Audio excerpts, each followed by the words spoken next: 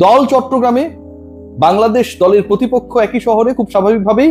তবে সবকিছু ছাপিয়ে দলের মধ্যে, ড্রেসিং রুমে এবং কোচিং স্টাফদের মধ্যে যেই সিন্ডিকেট, দল নির্বাচনের ক্ষেত্রে যে ধরনের নগ্ন হস্তক্ষেপ, সেটা একটা গুমোট পরিবেশ তৈরি করেছে চট্টগ্রামের রেডিস অ্যান্ড ব্লুতে। দলের অভ্যন্তরের যে খবর এই মুহূর্তে আমার কাছে রয়েছে, সাপোর্ট স্টাফ এবং ক্রিকেটারদের কাছ থেকে যে খবর আসছে, তাতে একজন পার্টিকুলার ক্রিকেটারকে রক্ষায় অন্তত সবশেষ 5 থেকে 6টা ম্যাচে অসাধারণ খেলা একজন ক্রিকেটারকে বাদ দেওয়ার পরিকল্পনায় রয়েছে। বাংলাদেশ দলের 11 নিয়ে যেই ধরনের রাজনীতি হচ্ছে, পলিটিক্স হচ্ছে, এই মুহূর্তে বিএনপি, জামায়াতে ইসলামী কিংবা এনসিপির মধ্যেও সেরকম কোনো পলিটিক্স বিদ্যমান নেই।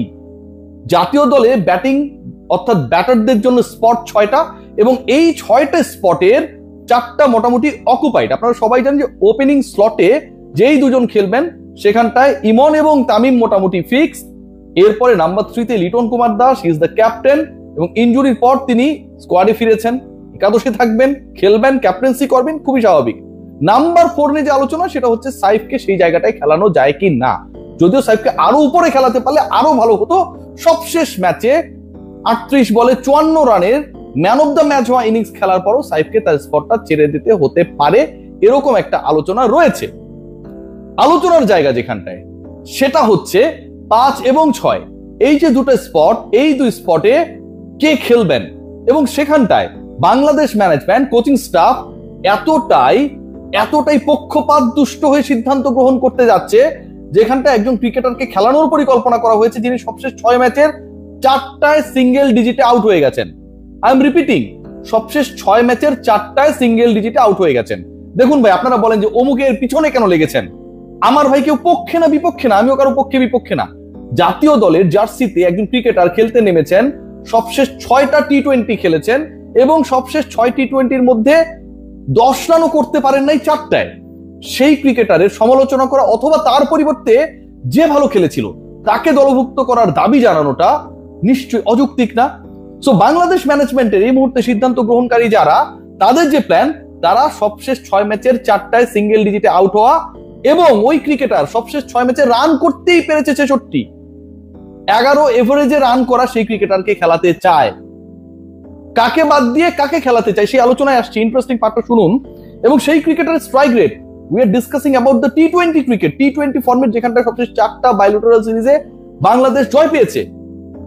সেই সিরিজের পরে পঞ্চম, 5th সিরিজে যেখানটায় রান হবে, যেখানটায় বাংলাদেশের best wicket, best curator Zahid Reza বাদু তৈরি করে ফেলেছেন অলরেডি, সেখানটায় 108 স্ট্রাইক রেটের একজন ক্রিকেটারকে খেলানোর জন্য লোকাল এক কোচের তোড়জোড় কল্পনাতীত। বাদ দেওয়ার পরিকল্পনায় যাকে রাখা হয়েছে, এটা আপনাদের অবাক লাগবে যে যেই ক্রিকেটারকে সবশেষ 6 ম্যাচের 4টায় সিঙ্গেল ডিজিট আউট হয়েছেন, যার এভারেজ 11, যার স্ট্রাইক রেট 108, তাকে খেলিয়ে বাদ দেওয়ার পরিকল্পনা করা হচ্ছে এমন একজনকে যার স্ট্রাইক রেট ওই সমান সংখ্যক টি20 ইনিংসে কত জানেন? 141। 141 স্ট্রাইক রেটের একজন ক্রিকেটারকে বাদ দিয়ে 108 স্ট্রাইক রেটের একজনকে খেলানোর প্ল্যান করা হচ্ছে। একজন লোকাল কোচের একক চাহিদায়, একক সিদ্ধান্তে সেই চেষ্টাটা চলছে, এই নোংরামিটা চলছে, এই সিন্ডিকেট বাজিটা চলছে ড্রেসিং রুমে। এবং সেই ক্রিকেটার যাকে বাদ দেওয়ার পরিকল্পনা করা হচ্ছে এবং যাকে খেলানোর পরিকল্পনা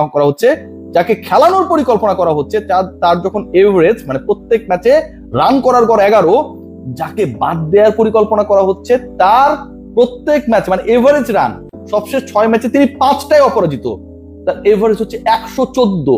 114 স্ট্রাইক রেটের একজন ক্রিকেটারের পরিবর্তে 114 এভারেজের ক্রিকেটারের পরিবর্তে 11 এভারেজের ক্রিকেটারকে খেলানোর পরিকল্পনা করা হচ্ছে। 141 স্ট্রাইক রেটের ক্রিকেটারের পরিবর্তে 108 স্ট্রাইক রেটের ক্রিকেটারকে খেলানোর পরিকল্পনা করা হচ্ছে।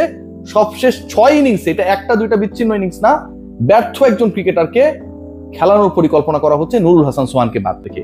নুরুল হাসান সোহানকে বাদ দেওয়ার ব্যাপারে টিম ম্যানেজমেন্টের পক্ষ থেকে যখন আপত্তির কথা তোলা হয়েছে, এরপরে টার্গেট করা হয়েছে শামীম হোসেন পাটোয়ারিকে।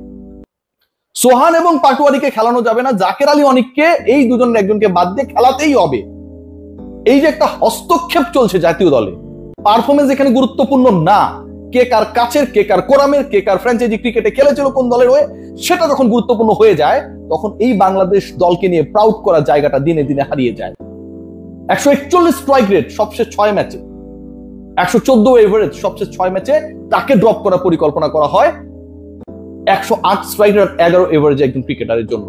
সেম শামীম হোসেন পাটোয়ারি হয়তো জিরোতে অনেক সময় আউট হয়ে যান, কিন্তু যেদিন খেলেন সেদিন সম্ভাবনা জাগান। শামীম পাটোয়ারি, জাকির আলী অনিক, চোখ বন্ধ করে চিন্তা করুন তো who is the better right now? Definitely Shamim Hossain Patwari. Jaker Ali অনিকের জন্য এই যে ভালোবাসা, আমি অনেকে ছোট করছি না, ফর্ম নেই ভাই, তোমাকে 11-এ থাকতে হলে অন্য কারো থেকে এগিয়ে থাকতে হবে অ্যাকর্ডিং টু দ্য পারফরমেন্স। কেউ এগিয়ে থাকলে সেটা ফেয়ার সুযোগ তাকে দিতে হবে।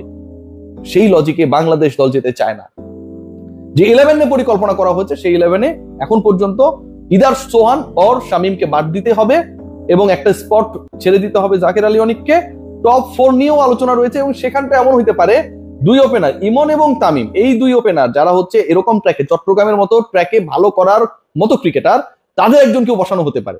তাদের একজনকে বসিয়ে সাইফকে ওপেনিং এ তুলে এরপরে যে ডিসিশন মেক করা হতে পারে, নাম্বার 3-তে লিটন, নাম্বার 4-এ জাকির আলী অনিককে হলেও খেলাইতে হবে।